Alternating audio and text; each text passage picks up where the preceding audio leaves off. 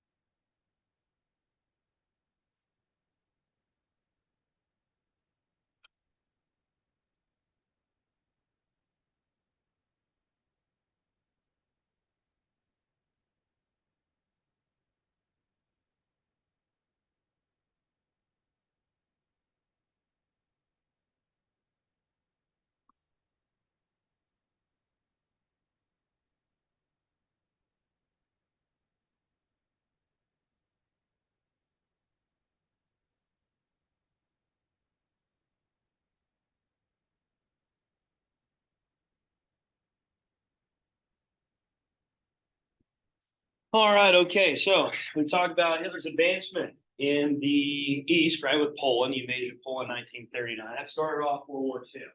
Talked about how the Allied powers finally came together, allied with Poland, because that was the next step. And they wanted to try to stop his advancement. Okay. We all know, and we mentioned already with Hitler, his advancement, he didn't want to listen to the Treaty of Versailles in terms of it whatsoever. Building up his military really this whole time. All right, so what tactics did Hitler Nazis use to take over these large chunks of land throughout Europe in the early 1940s, late 1930s? What did they do? Press Blitzkrieg, good job, means lightning war, right? Lightning warfare. And we mentioned about Blitzkrieg already with the use of the Luftwaffe, the Air Force, and the tanks, which with communications, radios built into each and every one of these tanks. They could strategize these plans pretty quick. They can move at a very fast pace, efficient manner, offensive tactics. And then the infantry comes in. So with these tactics here, Germany could utilize these advancements here, and utilize this tactic to take over large chunks of land throughout Europe. Right, we mentioned that taking over Denmark, moving up into Norway. Okay, and when you're looking at the map, right, you can see how France, Great Britain, they're next. So with France, how long did it take for it? Days, how long? That was World War One, but you know,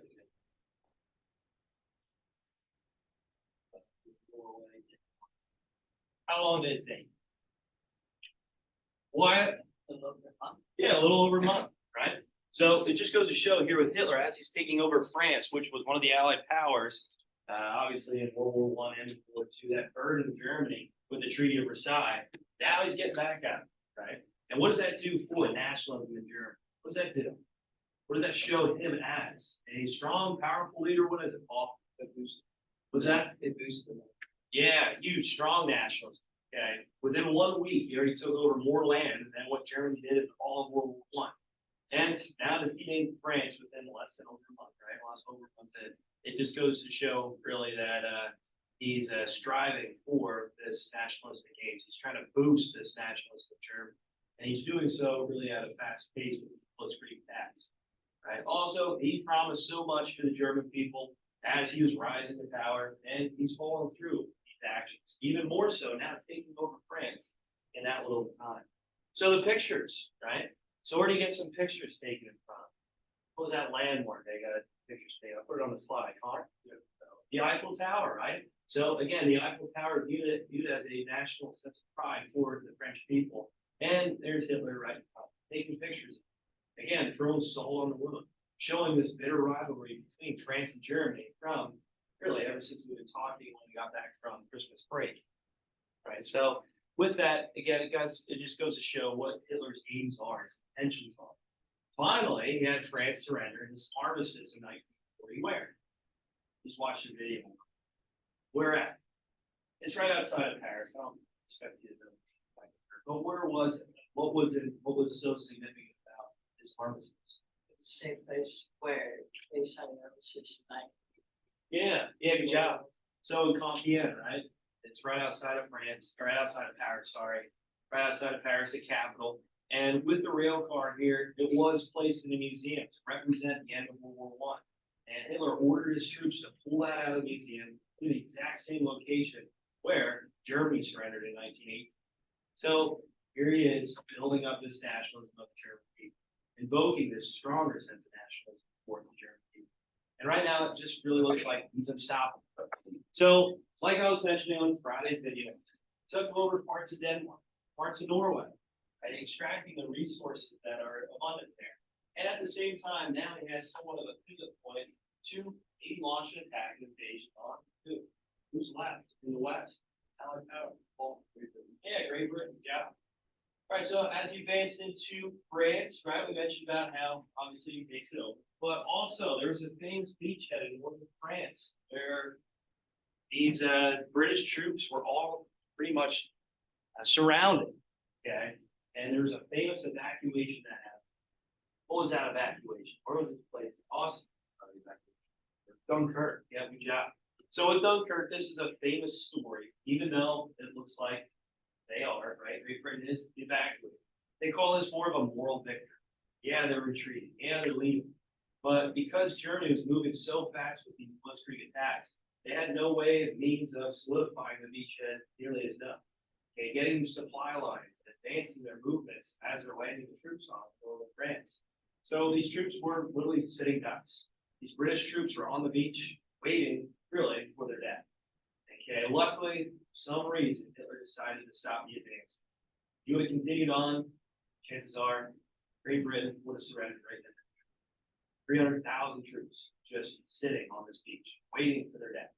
And yeah, there was attacks by Luftwaffe, the German Air Force, which killed a few of these French troops and even British troops that were located at Dunkirk.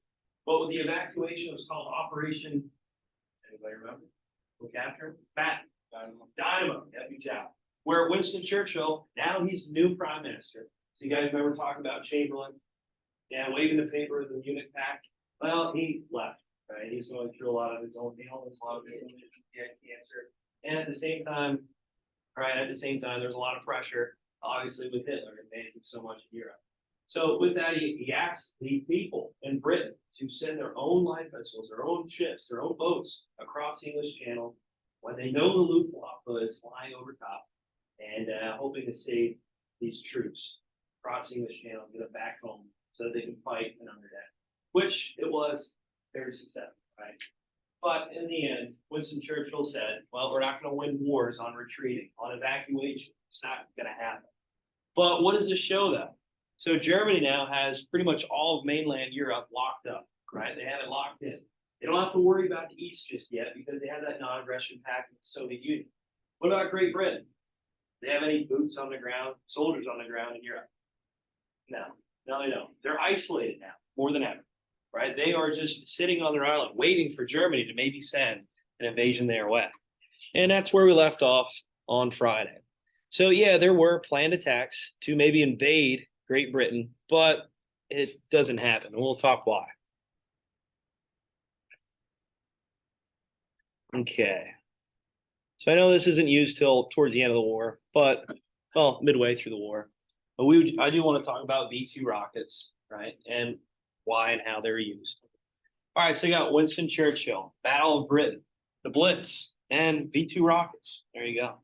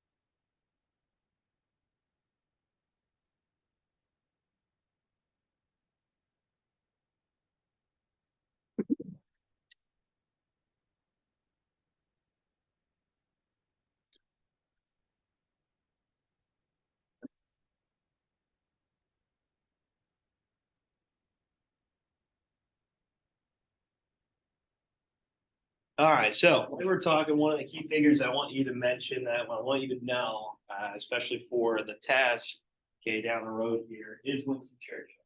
Right, he's phase four.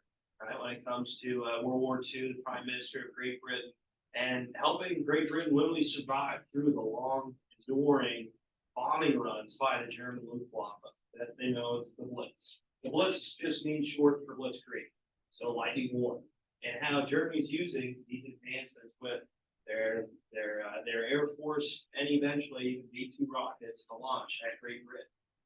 Okay, we all know Great Britain's a what, which has protected them for so long.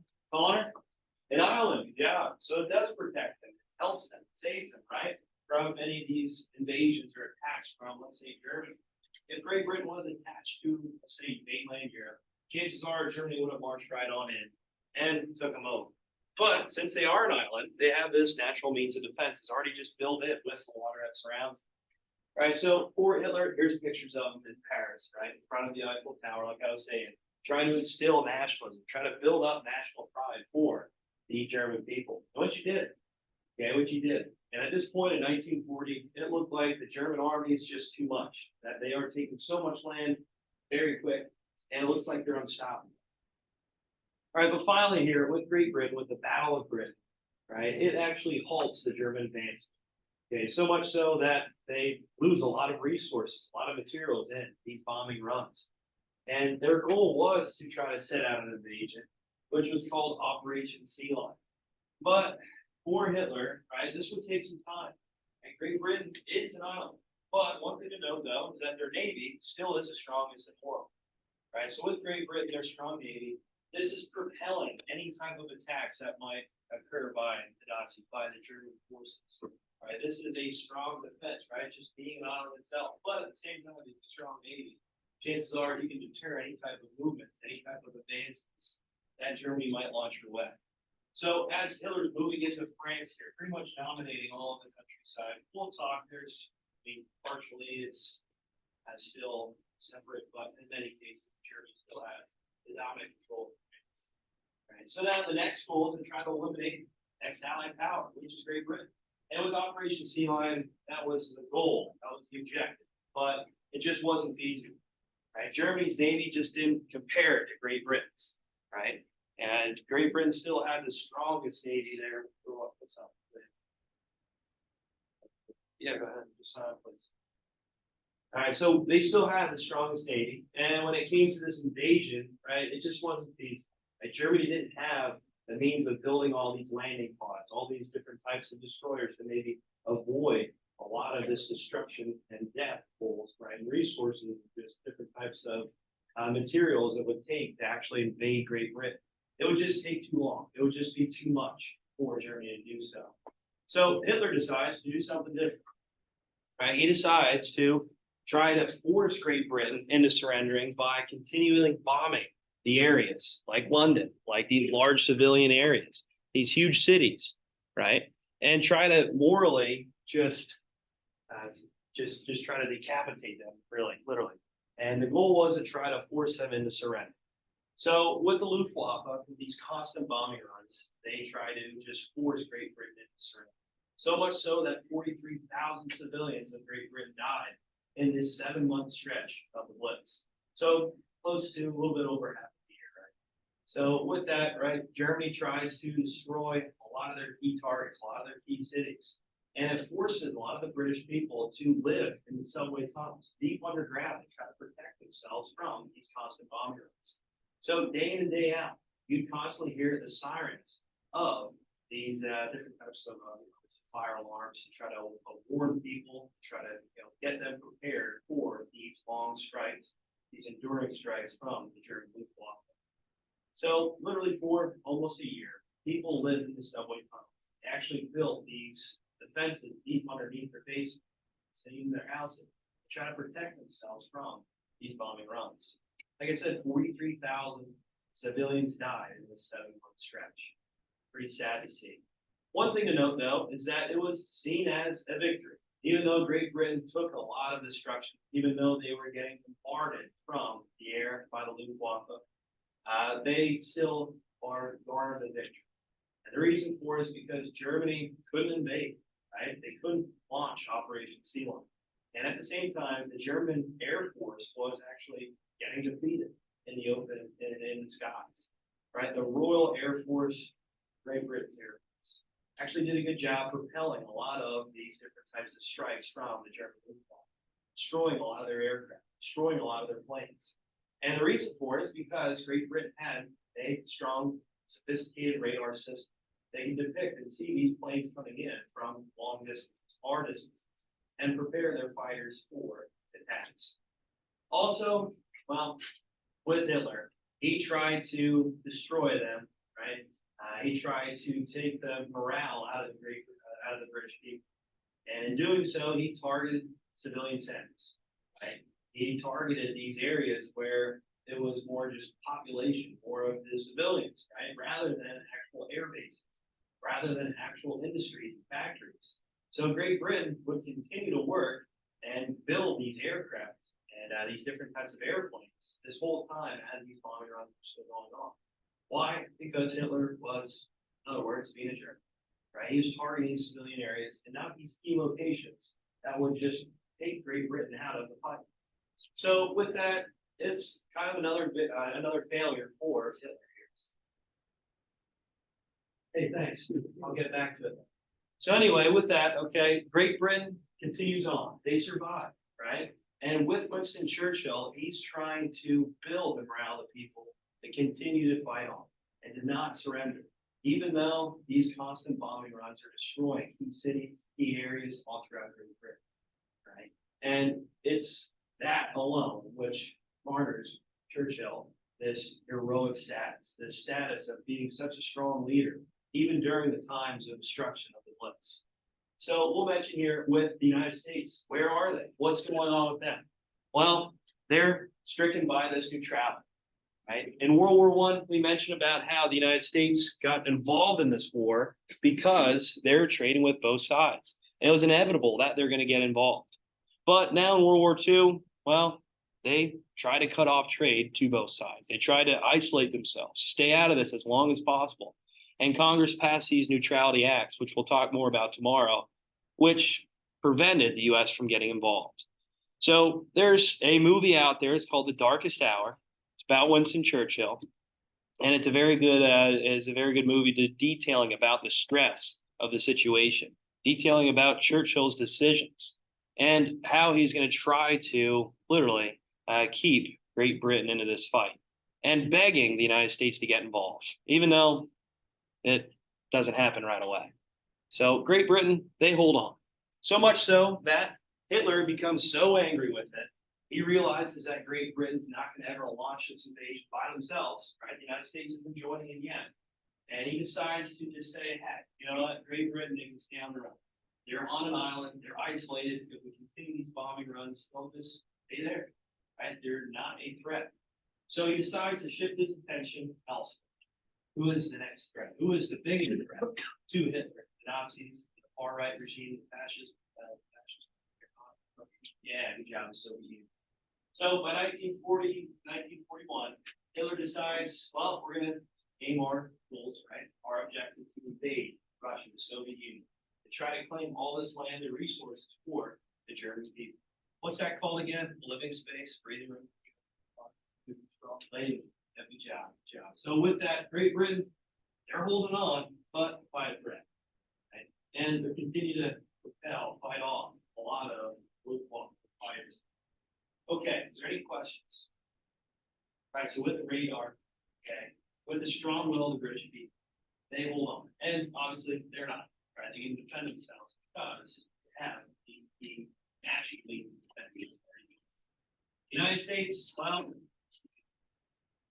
the United States were still avoiding getting involved. We're still trying to stay out of it as long as possible. And we'll mention what Ole brings them in. You guys know Pearl Harbor. All right, any questions? Any questions? Okay, so the Blitz, there you go, the Blitz. Now it looks, right, that there's file